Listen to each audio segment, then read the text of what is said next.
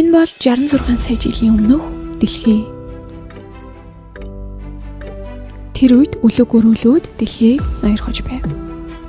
Тэр үеийн үлэг өрөөлүүд дэлхийг 160 сая жилийн ноёрсоор байлаа. Хойд Америкийн бүс нутагт динозаврын төрөл хамаарах махчин өрөөлүүд сүр хүчийг үзүүлж байв. Тэдний дундаас Tyrannosaurus Rex бол хамгийн хүчрхэг хаан байв.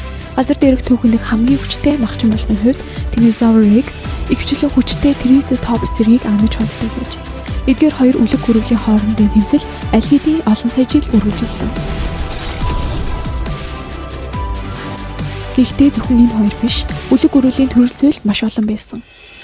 Тэд янз бүрийн хэмжээ хэлбэртэйгээр хөгжсөн. Жишээ нь Ankylosaur нь аимшигтай сүүлэн зэвсэгтэй. Тэр дээр нь зузаан хуйг нэмэгдэнэ. Хамгийн хүчрэг магшин ялагдаж ухрахад хүрнэ.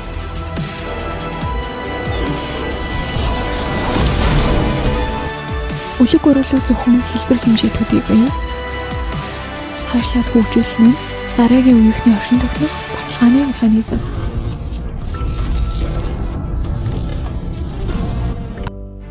Edmontosaur энэ нь Хойд Америкт амьдарч байсан үлэг өрөөл. Тэд дулаан газар шороон үүр барьж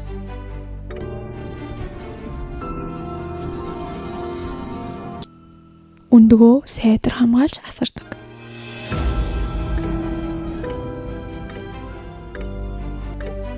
Мэдээж Tyrannosaurus Rex тийм зүйлэн байгаагүй ч тэр ч бас ийм чадвартай байсан.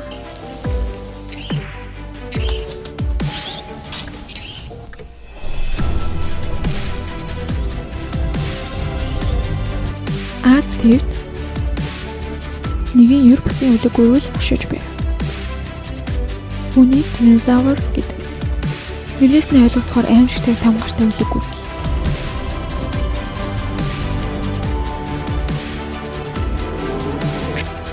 Метр урт биетэй бие даяараа өсөрхөг.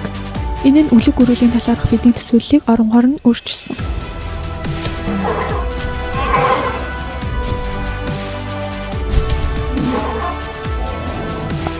Харин Өмнөд Америкийн бүс нутагт бүх аимшигтай арга араатнууд оршиж байлаа.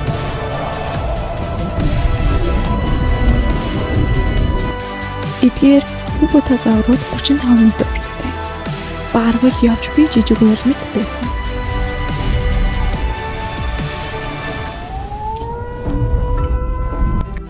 Гэхдээ тэд ч бас дайсантай байсан.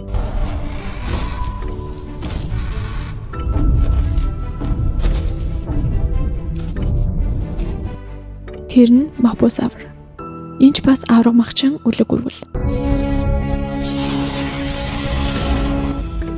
Хурц сарвуутай.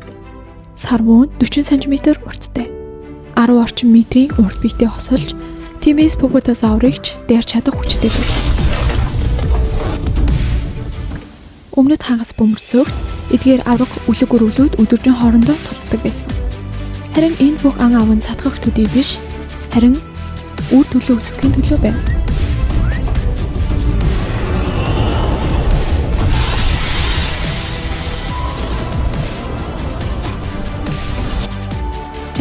сая жилийн өмнө эдгээр авраг амьтад хүч чадлынхаа орхилд хүрээд байв.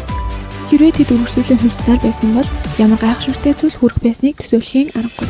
Гэвч энэ байдал удахгүй ясарыг өөрчлөн орно. Бидний өмнөх дугаарт хэлсэнчлэн 10 км диаметртэй солир бэлхийтэй өмөрүүлснөөр үүний дараа үлэг өрөөлийн мөхлийн үе эхэлсэн юм. Тэгвэл бид энэ тухай яаж мэдсэн бэ? Цааш нь өргөжлөл үзцгээе.